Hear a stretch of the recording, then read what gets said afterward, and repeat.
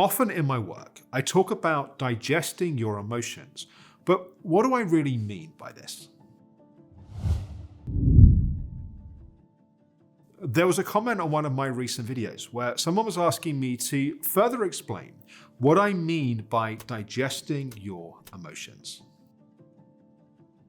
So this idea of digesting emotions really comes from a basic principle, which is you can't heal what you don't feel.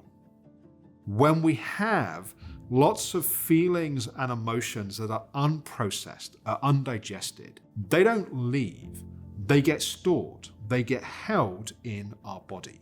And we often pay an enormous price for this. And just some examples of that. Sometimes we find ourselves having disproportionate reactions to things that happen in our lives because something relatively small happens, but this big history of all of that stuff gets activated or triggered. Or what happens is we just feel numb all of the time because we're shutting down all of that history. Or we feel anxious all of the time because we're constantly speeding up, trying to get away from feeling those feelings or emotions. So what I mean by digesting our emotions is to process, to move through, to let go of those feelings. Often we have ideas around what are good emotions and what are bad emotions. So we might say good emotions are things like happiness and joy and fun, and bad emotions are things like sadness or anger or hate. In therapeutic coaching, we don't talk about good and bad, but we may sometimes distinguish between comfortable or uncomfortable emotions. And by the way, these can be different for different people. It may be that we grew up learning that it's not okay to feel our sadness, or it's not okay to feel angry. So when we feel those emotions, they're uncomfortable, they're more challenging. But often what's happening is, when we don't digest those emotions, they don't go away, we go away. We become disconnected from ourselves. We become disconnected from our hearts, from our feelings. The problem is that you can't shut down your heart selectively. When you shut your heart to your sadness, you shut your heart to your love and to your joy. When you shut your heart to your hate or your rage or your anger, you're also shutting off your personal strength, your personal power.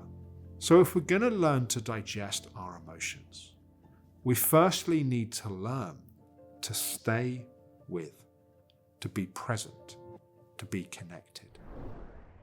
Now, this is not about trying to push things. If we have a achiever pattern where we're always trying to do everything the best we can, the fastest we can, we may start trying to achieve at feeling.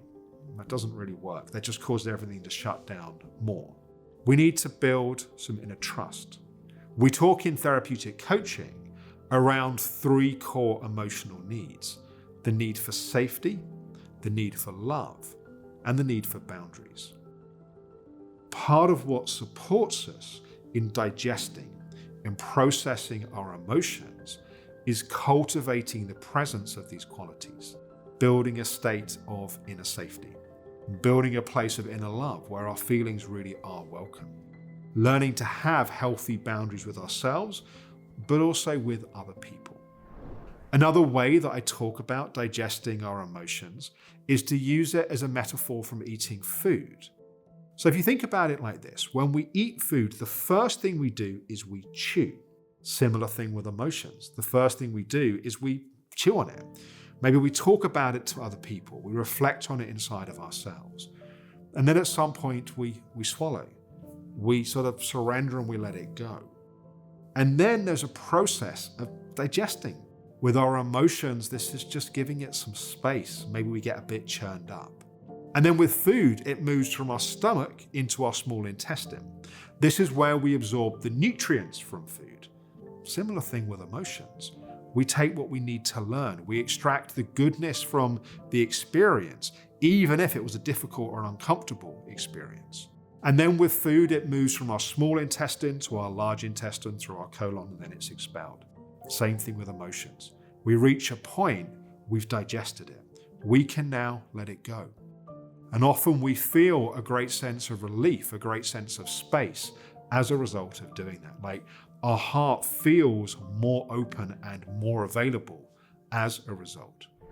So digesting our emotions is a process. It's a skill that we learn to do.